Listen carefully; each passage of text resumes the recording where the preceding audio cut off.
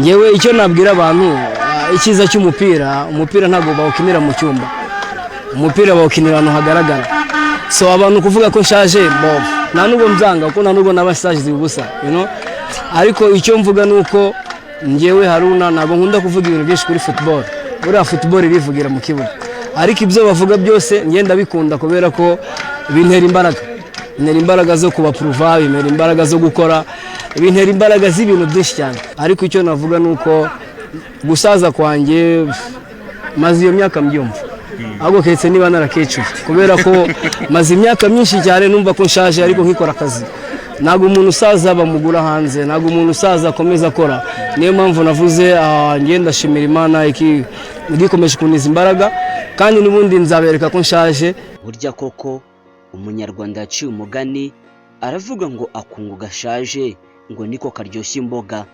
Yitwa Haruna Niyonzima cyangwa se fundi wa soka. Uyu nguyu ni umusitari, ni kapiteni w'ibihe byose mu ikipe y'igihugu Amavubi, arazwi ku butaka bw'u Rwanda. Ese ubundi Haruna Niyonzima ni muntu ki?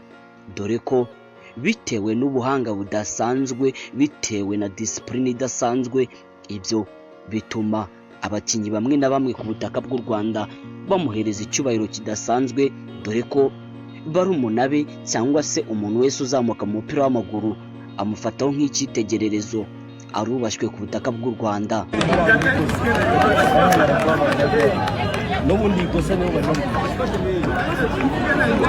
Haruna Niyonzima ni umusitari arazwi ku butaka bw'u Rwanda, dore ko ni nawe mukinnyi wa mbere wubashywe ku butaka bw'u Rwanda. Abantu benshi barakubwira ngo bakuze babona Haruna Niyonzima, abandi bati twakuze twumva Haruna Niyonzima mu bitangazamakuru, ku maradiyo, ku mateleviziyo ndetse n'ahandi. Ese ubundi Niyonzima Haruna afite imyaka ingahe? Abantu benshi dore ko bavuga ko Niyonzima Haruna ngariwe mukinnyi wa mbere ku butaka bw'u Rwanda ufite imyaka myinshi, dore ko bagenzi be bakinana benshi badahwema kugaragaza ko uyu nguyu Haruna Niyonzima ngashobora kuba babyaye. Burya Haruna Niyonzima mu byangombwa bye yavutse tariki ya 5 z'ukwezi kwa kabiri umwaka w'1990, avukira mu karere ka Rubavu ahazwi nk'Igisenyi ku butaka bw'u Rwanda. Uyu Haruna Niyonzima ni ukuvuga ko ugiye mu byangombwa bye kugeza kuri uyu munsi afite imyaka 35 y'amavuko, ariko abantu benshi barabigaruka bakavuga ko iyi myaka atari imyaka y'ukuri kuri Haruna Niyonzima. Bamwe bati Haruna Niyonzima mu byangombwa arabeshya, ntago afite imyaka 35 gusa, dore ko bamwe ntibahwema kugaragaza ko uyu Haruna Niyonzima ngashobora kuba arengeje imyaka 35 y'amavuko. Abandi bakagaragaza ko uyu nguyu Haruna Niyonzima ngashobora kuba afite imyaka 40 y'amavuko. Haruna Niyonzima ni umugabo, dore ko ni umugabo ufite 1 na santimetero 37 z'uburebure. Haruna Niyonzima afite ikinyabupfura kidasanzwe, dore ko kugeza ku myaka 35 igaragara mu byangombwa bye agikina ruhago, dore ko uyu Haruna Niyonzima ibyo ngibyo abikesha imyitwarire ihambaye, dore ko n'umwe mu bakinnyi ku butaka bw'u Rwanda ufite discipline idasanzwe, imyitwarire idasanzwe myiza cyane hanze y'ikibuga cy'u Rwanda. Munyemerere turebere hamwe, ese ubundi Haruna Niyonzima umwuga wo gukina umupira byatangiye he? Ese ni muntu ki muri ruhago? Haruna Niyonzima guhera mu mwaka wa 2004 yakinnye muri ekipe yitwa Etincelle Football Club. Iyi kipe ya Etincelle ni yahangaha mu karere ka Rubavu ahazwi nk'Igisenyi, dore ko ahangaha ni naho Haruna Niyonzima avuka, dore ko iyi kipe ya Etincelle niyo kipe Haruna Niyonzima yazamukiyemo, niyo kipe Haruna Niyonzima yamenyekaniyemo, dore ko nyuma gatoya y'umwaka wa 2004 mu mwaka wa 2005 Haruna Niyonzima yahise ajya muri ekipe ya Rayon Sport 2005 gusa, muri ekipe ya Rayon cyangwa se Murera.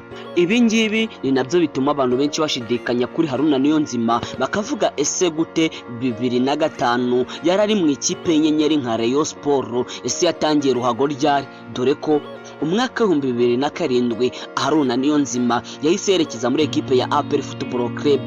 Si ibyo gusa, mu mwaka wa 2007 Haruna Niyonzima yahise ahamagarwa bwa mbere mu ikipe y'igihugu Amavubi Rwanda National Football Team. Ibi byatumye Haruna Niyonzima abinyenyeri, ndetse ibingibi bimuhesha amahirwe adasanzwe yo kuba muri 2011 uyu Haruna Niyonzima yarahise yerekeza muri Yanga Africa Sport Club. Iyi ni muri shampiyona ya Tanzania, ndetse akoreramo ibitangaza bidasanzwe, aba umustar udasanzwe, dore ko iyo ugeze muri shampiyona ya Tanzania ukavuga izina Haruna Niyonzima bose bahita bavuga ati fundi ya soka cyangwa se baba w'umupira. Benshi baramwubaha ahangaha muri Tanzania, dore ko uyu nguyu Haruna Niyonzima yabaye umukinnyi wa mbere ukomeye hagati mu kibuga muri shampiyona ya Tanzania imyaka myinshi, dore ko kugeza mwaka wa 2020 n'ubundi Haruna Niyonzima yasuye muri Yanga Africa. Nyuma gatoya yaje mu makipe atandukanye, yerekeza muri ekipe ya Rayon Sport, ndetse ava muri ekipe ya Rayon yerekeza muri ekipe ya AS Do Kigali. Kugeza kuri uyu munsi niyo kipe Haruna Niyonzima barizwamo.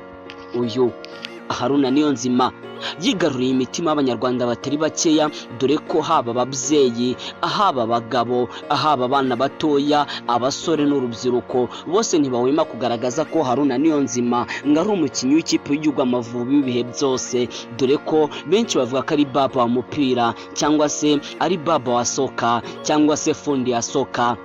Haruna Niyonzima n'umwe mu bantu barangwa n'imyitwarire idasanzwe, dore ko byakugora kumva umuntu uvuga Haruna Niyonzima nabi, cyangwa se byakugora kumva umuntu ufitanye ikibazo na Haruna Niyonzima, dore ko Haruna Niyonzima bitewe na discipline idasanzwe, imyitwarire idasanzwe, kandi ibi byose abikesha idini abarizwamo ari idini rya Islam, dore ko uyu Haruna Niyonzima akubwira ko ubuzima bwe bwose yabumaze muri iri dini rya Islam, ndetse nabo babana muri iri dini byakugora kumva umuntu ufitanye ikibazo na Haruna Niyonzima, haba mu kibuga haba hanze y'ikibuga. Ibi ngibi ni nabyo bimuhesheje kugera ku myaka afite agikina umupira igihugu cy'u Rwanda.